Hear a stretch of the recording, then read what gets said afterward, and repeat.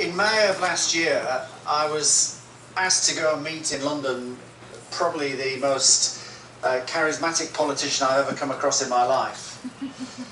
He may weigh a few pounds more than perhaps he should, but he was the most dynamic and courageous politician that I've certainly ever come across in Prime Minister Gonzalez for St Vincent. And he said that he was tired of just talking about reparatory relief, and it was time to start being much more serious about it in the period leading up to him becoming chair of the CARICOM group during that period last year. And he said he wanted to have a legal strategy that could work, that wasn't just about bashing heads against a brick wall, but had a real chance of success. And he asked us if we could do that. He'd seen that we'd been successful in a claim against the British government in relation to the Kenyan Mau Mau group back in the 1950s, who were treated diabolically, tortured by the British as they tried to prevent the onset of independence in Kenya. And the legal team came forward with a legal strategy that he was happy with, which Tony Gifford has described to do with the race discrimination side. But I won't talk about the detail of it because I think Tony's quite right.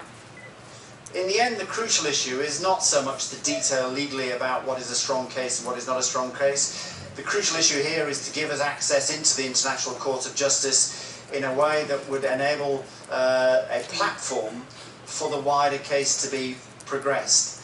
Over the last 10 or 15 years, there have been a number of reparatory cases that have succeeded, whether it's our case of the Mau Mau. There were a number of cases relating to the Second World War, the Germans, in terms of the Japanese POWs. There have been Malaysians who've also got compensation, and obviously Tony was talking earlier about going all the way back to the Maori.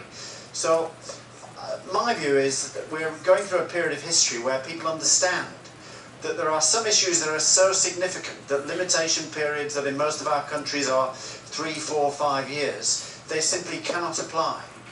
That they are so heinous that they cannot apply, and that in terms of slavery is absolutely applied in terms of spades. It's absolutely, as Tony was saying, the most heinous episode of human history. And so the fact that one has to go back 100, 200 years should not be the most significant hurdle for us as lawyers. Now, Prime Minister Gonzalez, I'm very sad to hear that he's been a bit ill recently. He's not here for this conference, but he has been one of those in more recent times. I know much talk last night about handing on the beacon and from former Prime Minister Patterson.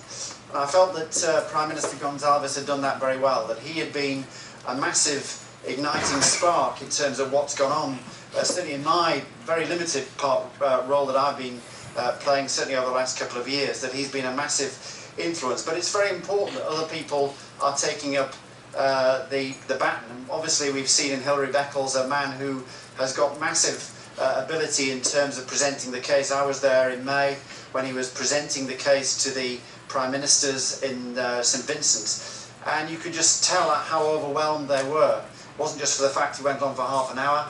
It was just the weight of his words. He was just, it was riveting, and there wasn't a single voice that was spoke out against once he'd made his contribution. So it needs people not just like Hilary, but all the people around the table, because in the way that Joe has described, that this will be one not through the legal case, not through a few politicians, but the weight of it all. The weight of you. The politicians are very, very important. I think Hilary Brown was saying earlier that the CARICOM has had more sympathetic and interested media in the role of CARICOM on this issue than anything else, and certainly that's been my experience, that there has been a lot of interest. And it's not just been interest in a negative sense, which you might expect. There has been a lot of positive interest, even in newspapers like the Daily Telegraph in England, which is not renowned for its left-wing views. Even that was actually kind of remarkably sympathetic and interested in the issue that you are bringing to the world's attention today and before.